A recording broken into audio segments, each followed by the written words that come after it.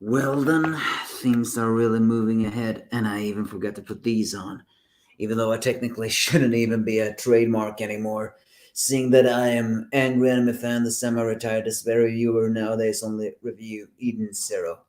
This is actually a pretty short chapter. The basic, quickest way to summarize the chapter is Homura versus Mora, and Homura finally won. That is basically the easy way to summarize the chapter. But that is not how I do things. At least, oh, this is only how haters would do things. So what happens in this chapter? Well, first of all, a pretty nice cover page of Klein and Shiki playing some kind of chess with Chris watching. Well, granted, it's not chess. I don't really know what we could call it. Maybe it looks more like these Yu-Gi-Oh cards because they have some kind of cards over there and stuff like that. Don't know what the kind of game this is, but yeah, it's kind of funny. Speaking of those two, they are still in their driving mix, fighting off the main unit of drones. Until Witch contacts them and saying that they need to back up Hermito and Wise, who are heading towards the server. Yeah, that seems to even include Moscow, maybe. So of course, Wise is still not exactly so thrilled of getting help from three people connected to the man he hates the most. But Hermit though is pointing out that there is definitely more drones over there, and they need all their help they can get. Laguna says Roger that.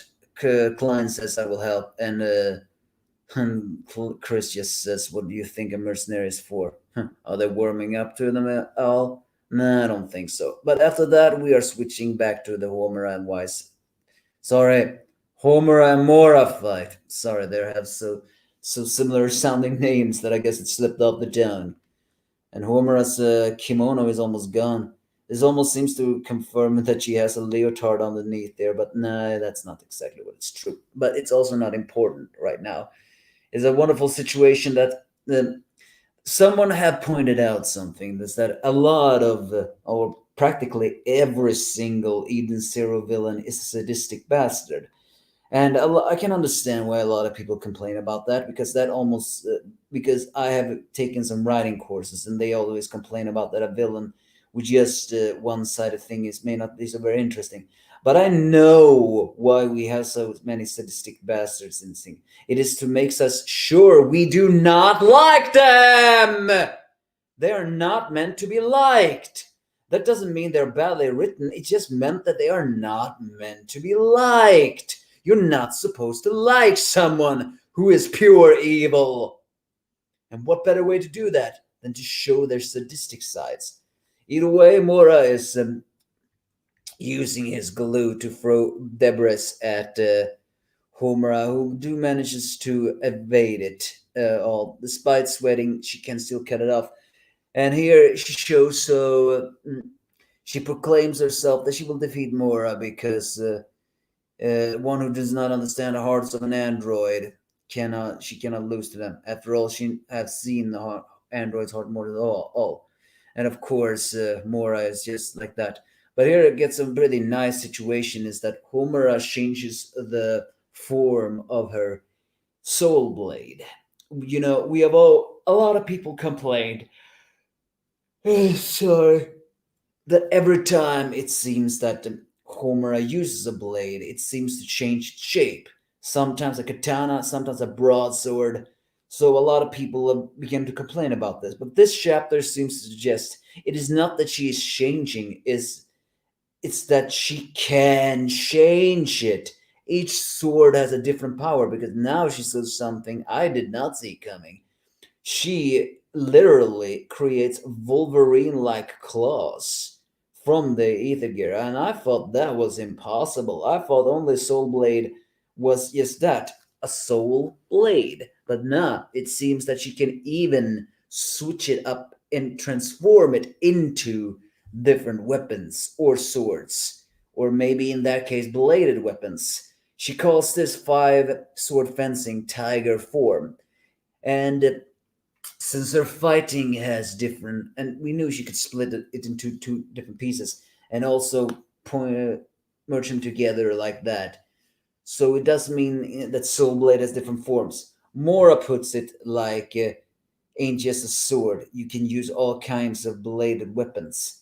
But Homura cannot strike Mora because he can somehow turn his body into glue itself, basically making him almost like a Logia. And then he begins to use his glue powers to throw around Homura into many different things and hurt her. And despite Homura cutting off the glue, she cannot truly cut off Mora. And here Mora continues to show why he's a deplorable character and someone I really prefer to be kicked away of. Is the fact that he's even admitting he wants to kill humans because the fear of despair on their faces is the best thrill. Again, the Beast team shows far from any what's that word justifiable causes to see it all. As he grabs Homura, who tries to pierce him, it does not work. He just proclaims that he will make Homura see despair as he begins to choke her.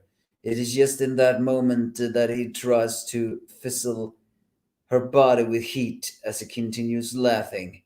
And but it's that one moment that the heat won't come off. It's killing you. That Homura actually gets an idea and throws dirt into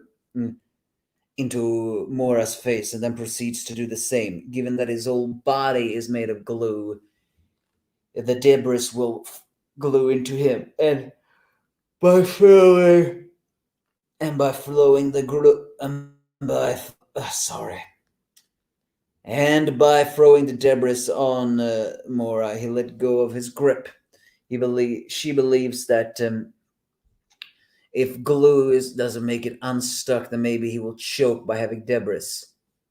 However, Mora says that it doesn't even hurt, and he proclaims that even if everything gets stuck to and stop him from moving, he can just turn his off when he wants to. But that is just what Homura was looking for, because the moment that Mora turned off his ether gear armor of glue, so to speak, was the moment Homura actually could hit him.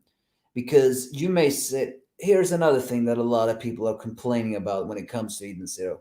They're complaining about, the villain throws around the person, and yet the heroes can just knock them down in one hit, is what they always complain about. And here's the thing, it was not one hit!